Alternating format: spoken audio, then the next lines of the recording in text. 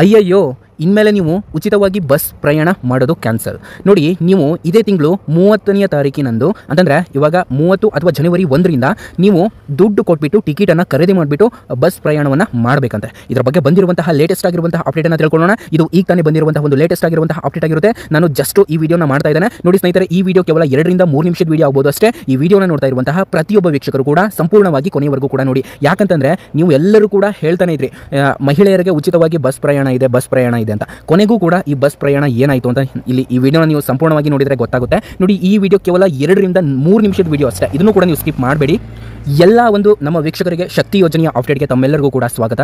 ಈ ಶಕ್ತಿ ಯೋಜನೆಯನ್ನು ನಿಲ್ಲಿಸಬೇಕು ಅಂತ ಎಲ್ಲ ಕಡೆನೂ ಕೂಡ ಚರ್ಚೆ ಆಗ್ತಾನೆ ಬರ್ತಾ ಇದೆ. ಇವಾಗ ಜಸ್ಟ್ ಈ ಒಂದು ಲೇಟೆಸ್ಟ್ ಆಗಿರುವಂತಹ ಅಪ್ಡೇಟ್ ಹೊರಗೆ ಬಿದ್ದಿದೆ. ನೋಡಿ, ಸಿಡಿದೆದ್ದ ಸಾರಿಗೆಯ ಒಂದು ಸಿಬ್ಬಂದಿಗಳು ಇದರಿಂದ ಬಸ್ ಪಾಸ್ ಕ್ಯಾನ್ಸಲ್. ನೋಡಿ, ಈ ರೀತಿಯಾಗಿ ಒಂದು ಬಸ್ಸಿನ ಸಿಬ್ಬಂದಿಗಳು ಸರ್ಕಾರದ ವಿರುದ್ಧ ಒಂದು ಆಕ್ರೋಶವನ್ನು ಹೋರಾಟನೆ ಮಾಡ್ತಾ ಇದ್ದಾರೆ. ಯಾಕಂತಂದರೆ ಸರ್ಕಾರದ ಮುಂದೆ ಅವರು ಅಂತಂದರೆ ಬಸ್ ಸಿಬ್ಬಂದಿಗಳು ಕೆಲವೊಂದಿಷ್ಟು ಬೇಡಿಕೆಗಳನ್ನು ಇಟ್ಟಿದ್ದಾರೆ. ಈ ಒಂದು ಬೇಡಿಕೆಗಳನ್ನು ಸರ್ಕಾರ ಈಡೇರಿಸಬೇಕು.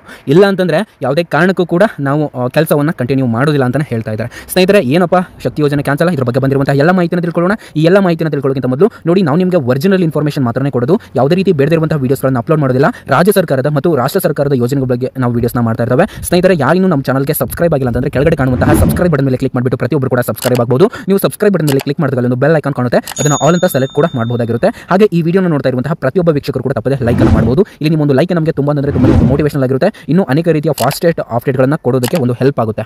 ಓಕೆ, ಕಂಟಿನ್ಯೂ ಮಾಡೋಣ. ನಾನು ಕೇವಲ ನಿಮ್ಮಿಂದ 500 ಲೈಕ್ಗಳನ್ನು ಕೇಳ್ತಾ ಇದ್ದೇನೆ ಅಷ್ಟೇ. ಈ ವಿಡಿಯೋನ ನೋಡ್ತಾ ಇರುವಂತಹ ಪ್ರತಿಯೊಬ್ಬ ವೀಕ್ಷಕರು ಕೂಡ ತಪ್ಪದೆ ಲೈಕ್ ಅನ್ನು ಮಾಡಿ. ನೋಡಿ, ಇಲ್ಲಿ ಇವರು ಕೆಲವೊಂದಿಷ್ಟು ಬೇಡಿಕೆಗಳನ್ನು ಇಡ್ತಾ ಬರ್ತಾ ಇದ್ದಾರೆ ಸರ್ಕಾರದ ಹತ್ರ. ಅಲ್ಲಿ ಮೊದಲನೇ ಒಂದು ಬೇಡಿಕೆ ಏನಂತ ತಿಳಿಸಿಕೊಡ್ತಾನೆ, ಸರಿಯಾಗಿ ಕೇಳಿಸ್ಕೊಳ್ಳಿ. ಇಲ್ಲಿ ಮೊದಲನೆಯ ಬೇಡಿಕೆ ಏನಪ್ಪ ಅಂತಂದರೆ, ಇಲ್ಲಿ ಶಕ್ತಿ ಯೋಜನೆಯ ಬಾಕಿ 1000 ಕೋಟಿಯನ್ನು ಬಿಡುಗಡೆ ಮಾಡಬೇಕು ಅಂತ ಇವರು ಹೇಳ್ತಾ ಇರುವಂಥದ್ದು. ನೋಡಿ, ಇವಾಗ ಶಕ್ತಿ ಯೋಜನೆಯ ಒಂದು ಹಣ ಇರುತ್ತೆ ಅಲ್ಲ, ಅಂತಂದರೆ ಇವಾಗ ಮಹಿಳೆಯರಿಗೆ ಉಚಿತವಾಗಿ ಟಿಕೆಟನ್ನು ಕೊಡ್ತಾ ಇದ್ರು. ಆದರೆ ಅವರ ಬಳಿ ಟಿಕೆಟನ್ನು ತೆಗೆದುಕೊಳ್ತಾ ಇದ್ರು. ಆದರೆ ಅದು ಎಷ್ಟು ಹಣ ಇರ್ತಿತ್ತು, ಅದು ಸಾರಿಗೆ ಇಲಾಖೆಗೆ ಒಂದು ರಿಪೋರ್ಟ್ ಹೋಗ್ತಾ ಇತ್ತು. ಅಲ್ಲಿ ಅವರು ಒಂದು ಸರ್ಕಾರಕ್ಕೆ ಅದನ್ನು ಕಳಿಸ್ತಾ ಇದ್ರು. ಸರ್ಕಾರ ಆ ಹಣವನ್ನು ರಿಲೀಸ್ ಮಾಡಬೇಕಂತೆ. ಎಲ್ಲಿ ಅಂತಂದರೆ ಸಾರಿಗೆ ಇಲಾಖೆಗೆ. ಅಂತಂದರೆ ಸಾರಿಗೆ ಇಲಾಖೆಗೆ ಇಲ್ಲಿ 1000 ಕೋಟಿ ಹಣವನ್ನು ಬಿಡುಗಡೆ ಮಾಡಬೇಕು, ನಮಗೆ ಆ ಹಣವನ್ನು ರಿಲೀಸ್ ಮಾಡಿ ಅಂತ ಒಂದು ಮೊದಲನೆಯ ಒಂದು ಬೇಡಿಕೆಯನ್ನು ಇಟ್ಟಿದ್ದಾರೆ. ಎರಡನೆಯ ಬೇಡಿಕೆ ನೋಡಿ, ಇದು ಯಾವ ರೀತಿ ಇದೆ ಅಂತಂದರೆ, ಇಲ್ಲಿ 2792 ಕೋಟಿ ಹಣವನ್ನು ರಿಲೀಸ್ ಮಾಡಬೇಕು ಅಂತಂದರೆ ಸಾರಿಗೆ ಇಲಾಖೆಯ ಒಂದು ಅಧಿಕಾರಿಗಳು ಅಥವಾ ಸಿಬ್ಬಂದಿಯ ಅಲ್ಲಿ ನೌಕರಿದಾರರ ಒಂದು PF ಹಣವನ್ನು ಬಿಡುಗಡೆ ಮಾಡಬೇಕು ಸರ್ಕಾರ ಅನ್ನುವಂಥದ್ದು ಇವರ ಒಂದು ಎರಡನೆಯ ಬೇಡಿಕೆ ಆಗಿದೆ. ಗ್ರಾಜ್ಯುಟಿ ಬಾಕಿ ಹಣವನ್ನು ಕೂಡ ಅಂತಂದರೆ ಗ್ರಾಜ್ಯುಟಿ ಬಾಕಿ ಹಣ ಅಂತಂದರೆ 399 ಕೋಟಿ ಹಣವನ್ನು ಬಿಡುಗಡೆ ಮಾಡಬೇಕು ಅನ್ನುವಂತಹ ಒಂದು ಮೂರನೆಯ ಬೇಡಿಕೆ ಇವ್ರದ್ದಾಗಿರುತ್ತೆ. ಈ ಗ್ರಾಜ್ಯುಟಿ ಹಣವನ್ನು ಸಾರಿಗೆ ಇಲಾಖೆಗೆ ಕೊಡಬೇಕಂತ ಯಾರು ಸರ್ಕಾರದವರು. ಸೊ ಈ ರೀತಿ ಬೇಡಿಕೆಯನ್ನು ಇಟ್ಟಿದ್ದಾರೆ, ಈ ಮೂರನೆಯ ಬೇಡಿಕೆಯನ್ನು. ಇದ್ರ ಜೊತೆಗೆ 32 ತಿಂಗಳ ಒಂದು ಹಣವನ್ನು ಅಂತಂದರೆ 1750 ಕೋಟಿಯನ್ನು ಬಾಕಿ ಇಟ್ಕೊಂಡಿದ್ದಾರೆ ಅಂತ. ಈ ಹಣವನ್ನು ಕೂಡ ಕೊಡಬೇಕು, ಅರಿಯರ್ಸ್ ಅಂತ ಹೇಳ್ತಾರೆ. ಅರಿಯರ್ಸನ್ನು 32 ತಿಂಗಳಿನಿಂದಲೂ ಕೂಡ ಬಾಕಿ ಇಟ್ಕೊಂಡಿದ್ದಾರೆ ಅಂತ ಸರ್ಕಾರದವರು, ಸಾರಿಗೆ ಇಲಾಖೆಯವರದು. ಅವರ ಒಂದು ಹಣವನ್ನು ಕೊಡಬೇಕು ಅಂತ ಇಲ್ಲಿ ಹೇಳ್ತಾ ಇದ್ದಾರೆ. ನೋಡಿ, ನೆಕ್ಸ್ಟು ಇದು ಕೊನೆಯದಾಗಿ ಹೇಳ್ತಾ ಇದ್ದಾನೆ, ಸರಿಯಾಗಿ ಕೇಳಿಸ್ಕೊಳ್ಳಿ. ಇದ್ರ ಜೊತೆಗೆ ರಾಜ್ಯದ 1 ಸ್ನೇಹಿತರೆ 15 ಲಕ್ಷ ಸಾರಿಗೆ ನೌಕರರ ವೇತನವನ್ನು 25% ಹೆಚ್ಚಿಸಬೇಕು ಅನ್ನುವಂತಹ ಬೇಡಿಕೆಯನ್ನು ಇವರು ಇಟ್ಟಿದ್ದಾರೆ. ಅಂತಂದರೆ ಸಾರಿಗೆ ಇಲಾಖೆಯಲ್ಲಿ ಏನು ನೌಕರದಾರರು ಇರ್ತಾರೆ 1.15 ಲಕ್ಷ ಜನ, ಅವರ ಒಂದು 25% ವೇತನನ ಹೆಚ್ಚಿಗೆ ಮಾಡಬೇಕು ಅಂತ.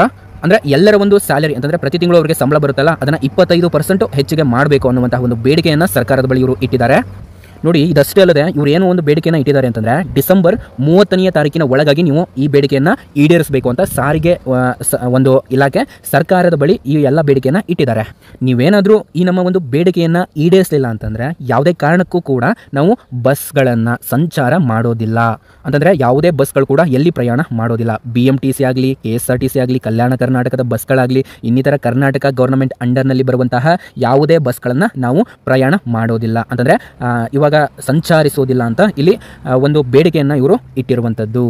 ಇವಾಗ ಈ ಶಕ್ತಿ ಯೋಜನೆಯನ್ನು ಬಂದ್ ಮಾಡಿದರೆ ಈ ಸಾರಿಗೆ ಇಲಾಖೆಗೆ ಹಣ ಬರುತ್ತೆ, ಅಂತಂದರೆ ಸರ್ಕಾರದ ಬಳಿ ಹಣ ಬರುತ್ತೆ. ಇದನ್ನು ನಾವು ಸಾರಿಗೆ ಇಲಾಖೆಯ ಒಂದು ಸಿಬ್ಬಂದಿಗಳಿಗೆ, ಅಲ್ಲಿ ನೌಕರರಿಗೆ ಮತ್ತು ಈ ಬಸ್ಗಳಲ್ಲಿ ಇನ್ನೂ ಅನೇಕ ರೀತಿಯ ಒಂದು ಹಣವನ್ನು ನಾವು ಕೊಡಬಹುದು. ಆ ರೀತಿಯೂ ಕೂಡ ಒಂದು ಡಿಸ್ಕಷನ್ ಅನ್ನೋದಾದರೆ ಆಗ್ತಾ ಇದೆ ಸ್ನೇಹಿತರೆ. ಅಥವಾ ಒಂದು ಟಿಕೆಟ್ ಪ್ರೈಸನ್ನು ಅಂತಂದರೆ ಇವಾಗ ಇರುವಂತಹ ಒಂದು ಟಿಕೆಟ್ ಏನಿರುತ್ತೆ ಅಂತಂದರೆ ಇವಾಗ ಒಂದು ಸಿಟಿಗೆ ನೀವೇನಾದರೂ ಹೋಗ್ತಾ ಇರ್ತೀರಾ ಅಲ್ಲಿ ಅಂತಂದರೆ 10 ರೂಪಾಯಿ ಪ್ರೈಸ್ ಇರುತ್ತೆ. ಅಲ್ಲಿ ನಾವು ಅದರ ಒಂದು ಪ್ರೈಸನ್ನು ನಾವು ಚೇಂಜ್ ಮಾಡಬೇಕು ಅನ್ನುವಂಥ ಒಂದು ಡಿಸ್ಕಷನ್ ಅನ್ನೋದಾದರೆ ಮಾಡ್ತಾ ಇದ್ದಾರೆ. ಹೇಳ್ತಾರೆ. ಸೊ ಇದರಿಂದ ಏನಾಗುತ್ತೆ ಅಂತಂದರೆ ಎಲ್ಲ ಒಂದು ಪ್ರಯಾಣಿಕರು ರೊಚ್ಚಿಗೆ ಹೇಳ್ತಾರೆ. ಮಹಿಳೆಯರಿಗೆ ಅಂತ ಉಚಿತ ಬಸ್ ಪ್ರಯಾಣ ಇದೆ, ನಮಗೆ ಅಂತಂದರೆ ಪುರುಷರಿಗೆ ಇರುವಂತಹ ಒಂದು ಬಸ್ ಟಿಕೆಟ್ ಏನಿದೆ ಇದು ಆಲ್ರೆಡಿ ಜಾಸ್ತಿ ಇದೆ, ಇನ್ನೂ ಇದನ್ನೇ ಜಾಸ್ತಿ ಮಾಡಿದರೆ ನಾವು ಸುಮ್ಮನೆ ಇರಲ್ಲ ಅಂತಲೂ ಕೂಡ ಇಲ್ಲಿ ಬಸ್ನಲ್ಲಿ ಪ್ರಯಾಣ ಮಾಡ್ತಾ ಇರುವಂತಹ ಪುರುಷರು ಕೂಡ ಮಾತನಾಡ್ತಾ ಇದ್ದಾರೆ. ಈ ರೀತಿ ಒಂದು ಡಿಸ್ಕಷನ್ ಅನ್ನೋದಾದರೆ ನಡೀತಾ ಇದೆ. ಇದರಿಂದ ಈ ಒಂದು ಶಕ್ತಿ ಯೋಜನೆ ಕ್ಯಾನ್ಸಲ್ ಆಗುತ್ತೆ ಅಂತ ಬಹಳಷ್ಟು ಒಂದು ಸುದ್ದಿ ಹೊರಗಡೆ ಬರ್ತಾ ಇದೆ ಸ್ನೇಹಿತರೆ. ಏನಾಗುತ್ತೆ ಅಂತ ಕಾದು ನೋಡೋಣ. ಈ ಒಂದು ಡಿಸೆಂಬರ್ 30ನೇ ತಾರೀಕಿನ ಒಳಗಾಗಿ ಸೊ ಈ ಒಂದು ಸರ್ಕಾರದವರು ಇಷ್ಟೊಂದೆಲ್ಲ ಒಂದು ಬೇಡಿಕೆಗಳನ್ನು ಈಡೇರಿಸ್ತಾರಾ ಅಥವಾ ಶಕ್ತಿ ಯೋಜನೆಯನ್ನು ಕ್ಯಾನ್ಸಲ್ ಮಾಡ್ತಾರಾ ಅಥವಾ ಬಸ್ ಟಿಕೆಟನ್ನು ಹೆಚ್ಚಿಗೆ ಮಾಡ್ತಾರಾ? ಈ ಮೂರರಲ್ಲಿ ಯಾವುದನ್ನು ಇವ್ರು ಮಾಡ್ತಾರಾ? ಮೂರು ಕೂಡ ಮಾಡ್ತಾರಾ? ಸೊ ನೋಡೋಣ, ಕಾದು ನೋಡೋಣ ಏನಾಗುತ್ತೆ ಅಂತ. ಇಲ್ಲಿ ಸರ್ಕಾರದವರು ಯಾವ ರೀತಿ ಒಂದು ಡಿಸ್ಕಷನ್ ಅನ್ನೋದಾದರೆ ತಗೊಳ್ತಾರೆ, ಯಾವ ರೀತಿ ನಾವು ಮಾಡಬೇಕು ಅಂತ ಅವರು ಒಂದು ಯೋಜನೆಯನ್ನು ರೂಪಿಸ್ತಾರೆ, ಅದ್ರ ಮೇಲೆ ಇಲ್ಲಿ ನಿಮ್ಮ ಒಂದು ಶಕ್ತಿ ಯೋಜನೆ ಕ್ಯಾನ್ಸಲ್ ಆಗಬೇಕಾ ಅಥವಾ ಕಂಟಿನ್ಯೂ ಆಗಬೇಕಾ ಅನ್ನುವಂತಹ ಒಂದು ಸುದ್ದಿ ಹೊರಡಾಡ್ತಾ ಇದೆ ಸ್ನೇಹಿತರೆ. ಸೊ ಇನ್ನೊಂದು 2-3 ದಿನ ನೀವು ಅಷ್ಟೇ ನೀವು ಬಸ್ನಲ್ಲಿ ಪ್ರಯಾಣ ಮಾಡ್ಬೋದು. ನೋಡಿ, ಈ ವಿಡಿಯೋನ ಎಲ್ಲರಿಗೂ ಕೂಡ ಶೇರ್ ಮಾಡಿ, ಬಿಕಾಸ್ ಈ ಒಂದು ಮಾಹಿತಿ ತುಂಬ ಅಂತಂದರೆ ತುಂಬಾ ಇಂಪಾರ್ಟೆಂಟು. ಎಲ್ಲರಿಗೂ ಕೂಡ ಈ ಮಾಹಿತಿಯನ್ನು ತಿಳಿಸಿ. ಅಟ್ಲೀಸ್ಟ್ ನಿಮಗೆ ಈ ವಿಡಿಯೋನ ಶೇರ್ ಮಾಡಲಿಕ್ಕೆ ಆಗಲಿಲ್ಲ ಅಂತಂದರೆ ನಾನು ಇಷ್ಟೋ ತನಕ ಹೇಳಿದ್ನಲ್ಲ ಈ ಮಾಹಿತಿನ ನಿಮ್ಮ ಫ್ರೆಂಡ್ಸ್ಗೂ ಕೂಡ ಶೇರ್ ಮಾಡ್ಬೋದು. ಓಕೆ, ಈ ವಿಡಿಯೋನ ಕೊನೆವರೆಗೂ ನೋಡಿದಂತಹ ಎಲ್ಲ ವೀಕ್ಷಕರಿಗೂ ಕೂಡ ನನ್ನ ಕಡೆಯಿಂದ ಹೃದಯಪೂರ್ವಕ ಧನ್ಯವಾದಗಳನ್ನು ಸಲ್ಲಿಸ್ತೇನೆ. ಯಾರು ಈ ವಿಡಿಯೋನ ನೋಡ್ತಾ ಇದ್ರು ನಿಮ್ಮ ಫ್ರೆಂಡ್ಸ್ಗೂ ಕೂಡ ಶೇರ್ ಮಾಡಿ ಅಂತ ಹೇಳ್ತಾ thank you so much for your watching.